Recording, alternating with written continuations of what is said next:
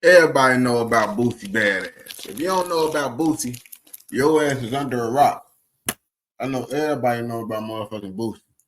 So that's what we finna react to, motherfucking the rapper with the most bodies, Boosie, the boogeyman badass. This nigga just overgassed this title to the fullest extent. But shout out Inside Hotspot, man, and we finna get into it. An East Baton Rouge Parish grand jury has indicted Torrance Hatch, otherwise known as Lil Boosie, on first-degree charges. Say my name, fucking rapper, nigga. I'ma burn your ass. You gonna be so hot to being shit. Whoa. Burning motherfuckers. That sound like a little bit. You gonna give a motherfucker an STD, bro. You better change your lingo up. Again, I'm gonna burn one of you. District Attorney Hiller Moore says it's quite possible Lil Boosie is connected to a string of police recently arrested 9 men of 6 others. Police say Boosie is part of this web. Prosecutors are keeping a close eye on a key witness in a high-profile case in Baton Rouge. They say he's faced intimidation from people possibly tied to rapper Lil Boosie. Louding confessed to detectives rapper Lil Boosie paid him to avoid in October of 2009. Boosie. You always have a head job, and you find these little youngsters that you can robot and give a couple of dollars to, and then, oh, I got the job. He says Boosie. Oh, he be crashing them out. He create the crash outs. Even alluded to this in his song. Make a look at my body, mother, wake up in the backseat. Hey, yo, squad, what's the drill? Back with another video, man. Lil Boosie, a.k.a. Boosie Badass, has become a living hood legend in the streets of Louisiana and in hip-hop. Among the many rappers portraying a life that they didn't live for financial gain, Boosie really lived in the trenches, and his name is like the boogeyman with upwards of alleged 6 bodies to his name. In this video, we're going to take a look into those people and who they are and how it went down. So without further ado, let's skip the play and get down to business. Boosie been a certified stepper since his days as a young and ready to war with anybody when it came to... Folks says look short as hell. This motherfucker look like a fucking midget. No, it's another short nigga right there. But he looked taller just because he far back. But Boosie looked short as hell. I ain't gonna lie to you, look like a little midget on gang. Respect in the streets and his bread. So it's no surprise that the law got on his head top and he was nearly sentenced to capital punishment. According to law officials, Boosie was accused of being involved in 6 homicides and was indicted along with his alleged accomplices. District Attorney Hiller Moore says it's quite possible Lil Boosie is connected to a string of police recently arrested 9 men for the deaths of 6 others. Police say Boosie is part of this web. The first name that stood out was a man by the name of Terry Boyd. Boosie is back in handcuffs, charged with first-degree murder. The Baton Rouge Homicide Task Force says the rapper was involved in it at this house. Terry Boyd was... Boosie was allegedly tactical in how he carried out his hits, not crashing out and pulling the trigger himself, but dropping the bag for one of his hitters to do the work. That's why I'm saying Boosie is the motherfucker that create the crash outs. Yo. His ass create the crash outs. So it's like, man, you know, he gonna send that bread. You know how that shit be. Go ahead and get the job done for me. And that shit, I would never be one of those niggas that would do no shit like that just because if I'm gonna take someone's life, it's gotta be because I really want to get them out the way, because you might go to jail and spend your whole life up in there. So I'm not gonna lose my life for a little bit of money. Plain and simple. If I'm smoking someone, it's because I want to, because I'm risking my life on game. And the most lethal of them all was Mike Louding, aka Hitman Marlo Mike. According to claims by cops, they raided Boosie's residence and found a hard drive on it. They found a picture of Marlo Mike with a tattoo of an AK-47 with the words, "Yo Boosie, who's next?" If that's true, then Boyd didn't stand a chance against these savages. Reports state that on October 21st, 2000. Damn, that's ascension in that shit, bro. And it's like, bro, shit, I don't know. But why the fuck motherfucking his ass do that shit? Like you took the bread for it, gang. You did this shit, bro. It's over with for you, bro. Don't try to bring him down because you crashed out for some bread. And 9, around midnight, a 9mm handgun fired 6 bullets through the front window of Boyd's house on Vermilion Drive. Police officers pulled up at the East Baton Rouge spot to find Boyd lifeless with blood oozing all over his brown leather couch. An autopsy revealed at the time of his passing, Boyd's bloodstream was spiked with dope. Mike would later turn on Boosie when the bodies on his name were piling up too high. According to Mike, he popped Boyd while he was chilling home watching TV on the couch. Louding did describe on the tape. That's some fucked up ass shit. Shoot someone while they up. Where my gun at? Oh, here go my baby. That made me think because I'm sitting on the couch. In detail how he ran up to the house Terry Boyd was laying in, put a gun to the window, and through. He also admitted he wasn't even sure. He then nearly got Boosie hemmed up when he told cops Boosie dropped $2,800 on him to get that job done. Detective Elvin Howard, how many times did you Marlo Mike? Bro, only $2,800? Come on, gang. That shit not worth it at all. $2,800. And that your ass snitching and shit because your ass took that bullshit. I'm not finna catch nobody for $2,800. That shit about the most brokest, goofy shit ever. And even though that shit back in the day, so $2,800 is a lot, but that shit's still not a lot back in the day. Not enough for you to motherfucking crash out and throw away your life. About 3 or 4. Howard, who gave you money? Marlo Mike, Boosie. Howard, how much? Marlo Mike, $2,800. Boosie said, if you get them, I got money for you. Boosie, I ain't gonna catch to you. Boosie ass low-key bogus as hell, though. Just because, bro, why you fucking up the community like this, bro? Like Boosie, bro. You throwing these little niggas' lives away like these little young niggas, bro. Like, if you doing the older motherfucker, okay, they ass grown enough to, like, understand I shouldn't be doing this shit for no money. But a little young nigga, bro, Boosie, that shit pretty, that, come on, we can't sit here and act like that shit ain't bogus. Yeah, we can't act like and say, like, his ass being, like that's what Batman be doing. Batman be motherfucking getting little kids off the streets and shit and just make them fight crime and shit. I ain't gonna catch you. Batman might be worse because he don't be paying no motherfuckers, but he do let them live in the Batcave and shit. Y'all catch that N-word, kill him. Stamp that N-word. Cops allege that Boosie rapped about it on the song 187. To make things worse, one of Boosie baby moms, who was Boyd's sis, tried to expose Boosie as the one who had murked Floyd and shared a phone message to back up her claims. But here go one of the phone calls he had told my baby. Get it out. Get it out. I didn't tell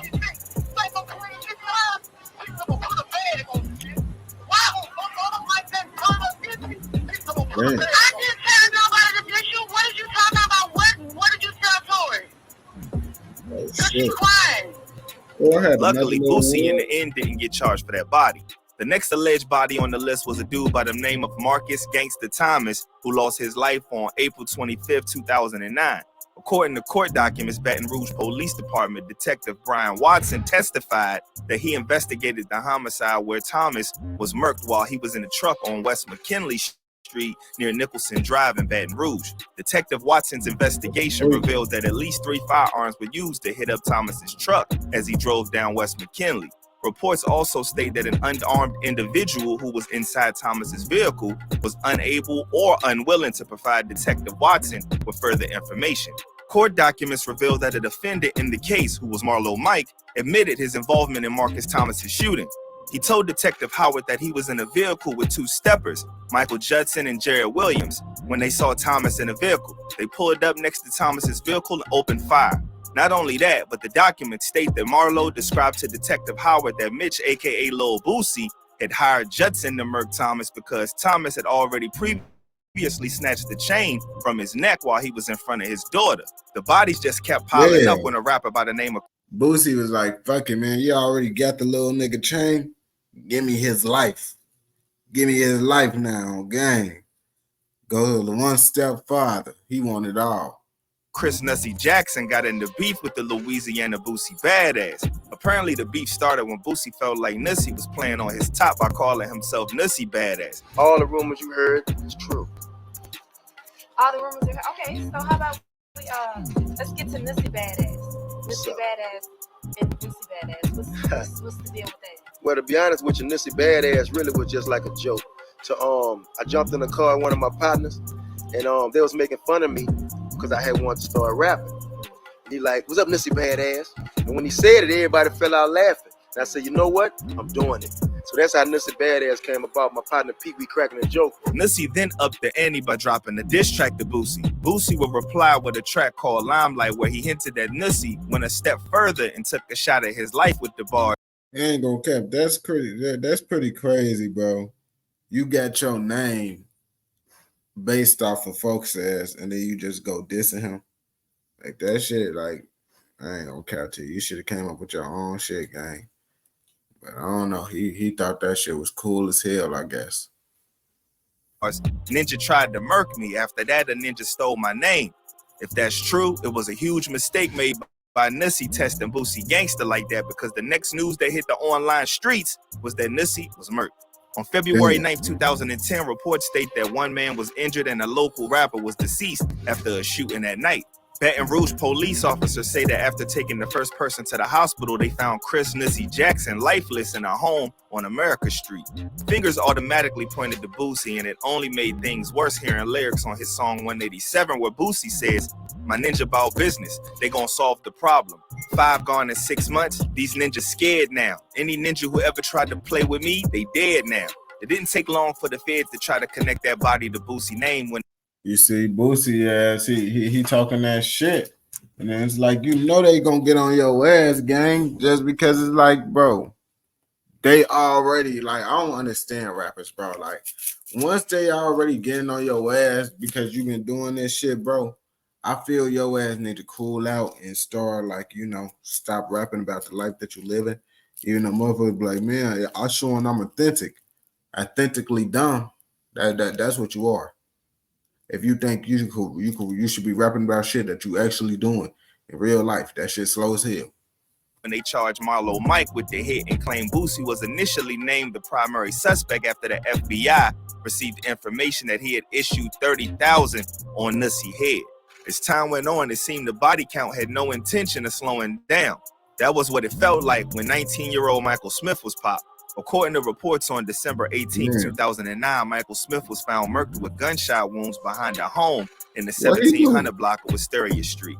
The Baton Rouge Police Department stated that dispatchers received multiple calls from people regarding several individuals with poles running and shooting in the South 15th and South 16th Street area around 4:20 p.m. So it seemed like the dudes really pulled up with intent to wreak havoc. I ain't gonna cap to you. Boosie is a wild ass man. He got some shit going on for sure. But he cooled out on that shit. I see why he be talking gangster, because he gets so many people knocked off on the map back in the day. But you see, the new generation don't give a fuck about what you did back in the day. Them young niggas don't give a fuck about no old heads or anything you got going on. They would say, fuck you, and we are ready to go to war. Havoc. Smith's homicide was a mystery, but it didn't stay that way for too long. Turns out, it traced back to Boosie through his alleged hitman Marlo Mike yet again. This time he was facing second-degree hit for the body, but he dodged that bullet when the charge was later dismissed. Boosie just couldn't get away from being brought up every time somebody was dropped, and that would be the same thing for the next person in the reign of terror. It was the double hit of Charles Noki Matthews and Daryl Bleak Milton on April 1st, 2010. At this point, it came as no surprise that Marlo Mike's name was in the thick of things as the hitter who was on the mission. Court documents state that Baton Rouge Police Department Detective Elvin Howard testified regarding the April 1st, 2010 double homicide of Charles Matthews and Daryl Milton that took place on Montesano Avenue. From witnesses, Detective Howard learned that 3 males walked up to the car in which Matthews and Milton were sitting, pointed their firearms, shot into the vehicle, and fled the scene. Both Noki and Bleak were slumped at the scene. Marlo Mike would confess to investigators that he drove 3 men to the area of the shooting and picked them up after the hit. That wasn't all that he admitted to, though. Marlo then spilled the beans on who paid for one of the hits, telling them that Reginald Youngblood paid him money to murk Matthews, aka Noki, and that the shooting was the third attempt on Matthew's life. The thing with this is, though, that Boosie and Bleak were tight as hell. He's always been shouting out Bleak in songs and posts and even dedicated an entire project called Bleak Mode. There were rumors that him and Boosie had a falling out because Bleak was rocking with the ops of his. That started to look like more than a theory when one of Boosie baby moms went on live saying that Boosie set Bleak up to get murked. That covers the 6-body indictment feds had tied into Boosie, but the streets been talking about other hits that happened around Boosie that his name gets tossed into. One of those is one of the past alleged hitters, Michael Ghost Judson, who was labeled as one of the people Boosie sent on the Terry Boyd hit with Marlo. You see, I'll be scared. You see, the one thing is, I'll be motherfucking scared to motherfucking pay for hits just because you know them niggas might snitch on your ass, bro. Like, them niggas just want that bread, and as soon as they get caught in that jam, they ass end up telling on your ass just because they just wanted the money. They ain't really about killing this shit. They don't really got the street morals, you know, of not, you know, snitching. They just be wanting the bread. An alleged snitch who was reported to be the driver that carried them that night by the name of Adrian Pittman. Just about 30 minutes into the start of the new year on January 1st, 2010, reports state that investigators with the Baton Rouge Police Department were collecting evidence in the city's first hit of the year. It was none other than Michael Judson, who was murked around 12:30 a.m. in the 3300 block of Charles Street near Acadian. According to police, Judson was shot several times and was taken to a hospital where he succumbed to his wounds. Initially, police made no claims of knowing any of the suspects, but reported that there may have been an argument prior to the shooting. With pictures of Boosie and Ghost swirling around with rumors he used to be a hitter for Boosie, speculations emerged that things might have went left between the two. One of the biggest hits that has caused a lot of beef and speculation for Boosie and even his family is that of his best friend, Lil Ivy. On the night of April 2nd, 2005, Ivy was on his birthday shenanigans at Club Shenanigans in Baton Rouge. It's alleged that there was an altercation between Lil Ivy and others at the club, which led to a fight breaking out in the melee. He would leave the spot after midnight with his homies Kevin Henderson, aka Ace, and Joshua Thomas, aka Josh. That was the last time where he was seen alive. Early that Sunday morning on April 3rd, reports by Detective Robert Schilling stated that a uniformed patrol officer was northbound on Sherwood Forest when he noticed the car crashed into a pillar at that point and turned around to investigate the accident. When he got closer to the scene, he realized it wasn't an accident but a crime scene. Looking into the vehicle, he saw 3 individuals, 25-year-old Ivy Smith, 26-year-old Kevin Henderson, and 23-year-old Joshua Thomas, all with gunshot wounds. Investigators determined that the crime... Damn, so if they got everybody, Boosie don't fuck around, bro. You see, Boosie was a scary man back in the day. Money make you powerful. Yeah, you don't, like, even if you wasn't from the streets, bro, if you had a lot of money, bro, you got power to get anybody you want knocked off. Crime scene appeared to be due to a drive-by. Furthermore, they were connecting the shooting to an altercation at Club Shenanigans. All 3 passed away. The hit would haunt Boosie for over a decade when Ivy's fam would come at him accusing him of getting Ivy popped. Ivy's son, Lil Ivy Jr., was one of them who was coming at Boosie hard. No diddy. And then you say, when Ivy died, you got top rank. That's what you wanted. You hear me? I ain't gonna say what I feel like on here, but that's what you wanted.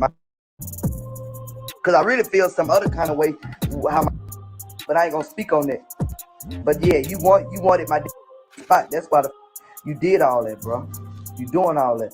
As if this wasn't enough speculation and theory into Lil Ivy's passing, his daughter also posted videos and posts addressing their grievances with Boosie as well. But yeah, I'm just tired of disrespect. Somebody going like, you need to respect on my name. Like, you talk about that's your boss man, the man who did this for you and did all that for you. But you don't even check on his people. Come correct and walk lightly when it's about my daddy, cause here go his crazy ass little girl. Here go his crazy ass. I ain't gonna catch you. She saying that shit like motherfuckers give a fuck. Like females be thinking like, oh yeah, woo. Well, I guarantee don't no nigga give a fuck when a female trying to bug up. They be like, man, I'm just not trying to do nothing to you because you're a female. Ain't nobody, I can guarantee ain't nobody worried about his crazy little daughter, as she said. That's little girl that's gonna go retarded behind him every time. every time. That's on everything I love. Behind mine, it's up there. She just talking on the internet though. She ain't really do nothing for real. It's fucking up there.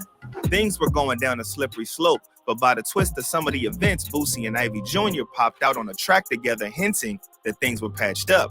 At the end of the trail, Boosie's life been one hell of a ride with bodies on bodies attached to his name. But he beat the odds and survived capital punishment and still thriving. To this day, he still shouts out his man Ivy and Bleak and them. As far as the law knows, those bodies aren't confirmed because he's a free man. But in the streets, those bodies tell a story of a Baton Rouge legend and a certified stepper. And of course... Yeah, so what y'all think? Y'all think Boosie was really out here doing all that shit, bro? Or you think motherfuckers lying on him? But I mean, Boosie did say he was a menace. So shit, if he said he was a menace and everybody think he was a menace, then he most likely was a fucking menace, you feel me? But nah, I'm finna hop off this live. I gotta go do some shit. And I'm finna post this shit. Y'all be smooth though.